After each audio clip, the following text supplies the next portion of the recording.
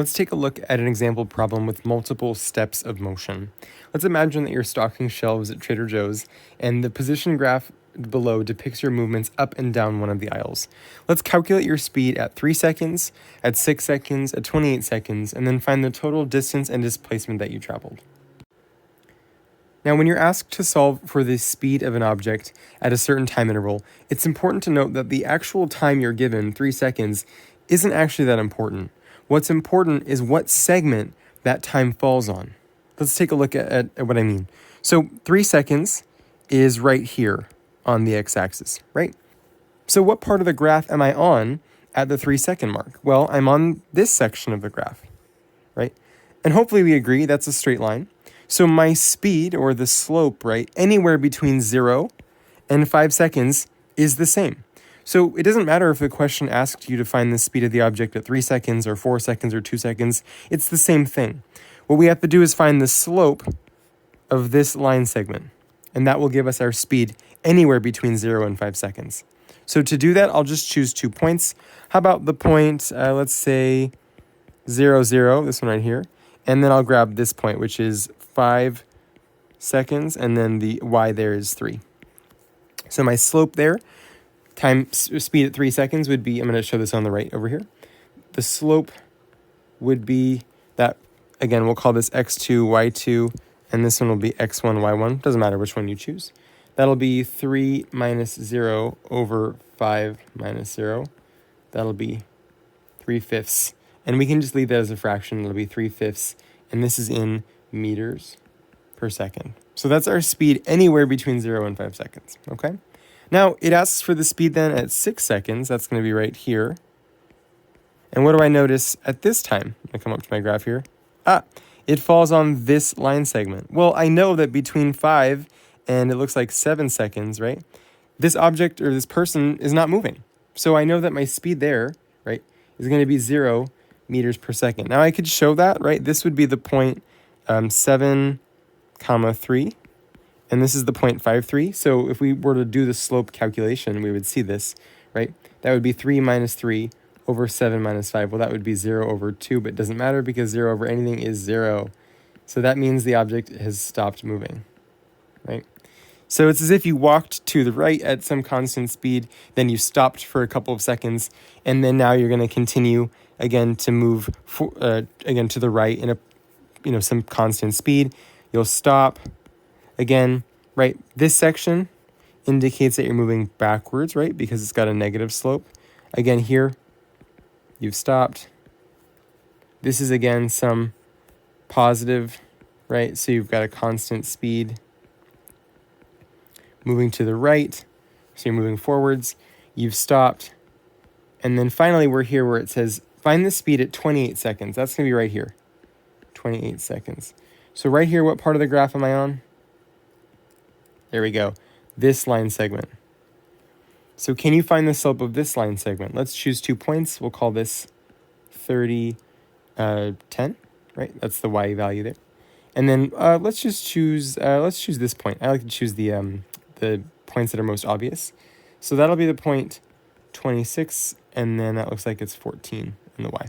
So 26 seconds, 14 meters away. So I can do my slope calculation there. That would be, we'll go ahead and say that this is x2, y2, and this is x1, y1. That'll be 10 minus 14 over 30 minus 26. That'll give us negative 4 over 4. Just a positive 4 there on the bottom, right? That'll be negative 1 meters per second, okay? And so that means that I'm moving, again, backwards or like down the aisle at a speed of 1 meter per second in the backwards direction. So that's how you would find the speed of that object at 3 different time points. Again, you just look at where on the graph does that fall, and then can you find the slope of that line segment? And again, the actual time we were given wasn't super important. The speed is the same anywhere between, again, like this point and this point. It's the same anywhere between this point and this point. As long as you're on a straight line, your speed is constant that entire time, right? Because our speed is our slope. Now, if you're looking for distance and displacement, all you've got to do is keep track basically of where that object or this person is the entire time. And so what I'm going to do is I'm going to say we're starting here at 0, right? So I start here at 0 meters. And then I'm just going to keep track in my head of where this person's going. And so they go from 0 to the 3 meter mark right here, right? So that's going to be an increase of positive 3 meters. Then they stop. Then they go from 3 meters all the way up here to, this looks like 9 meters. That's going to be, they go positive 6 meters, right?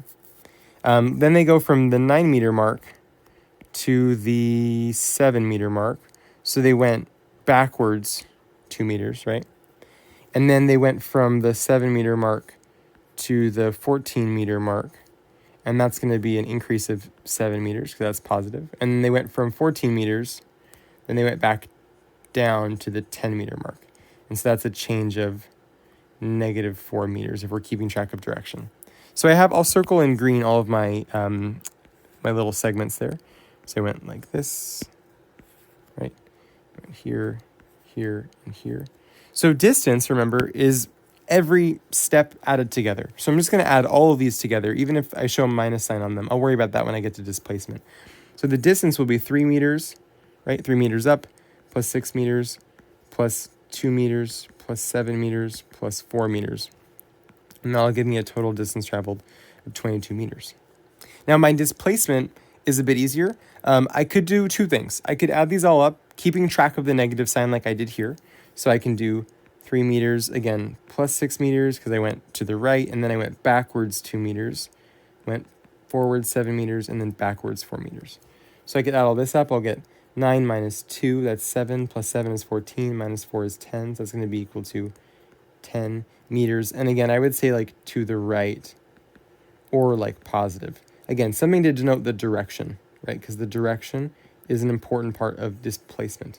But you could also just do this, right? Where did I start? I started at 0 meters. Where did I end up? Right? I ended at 10.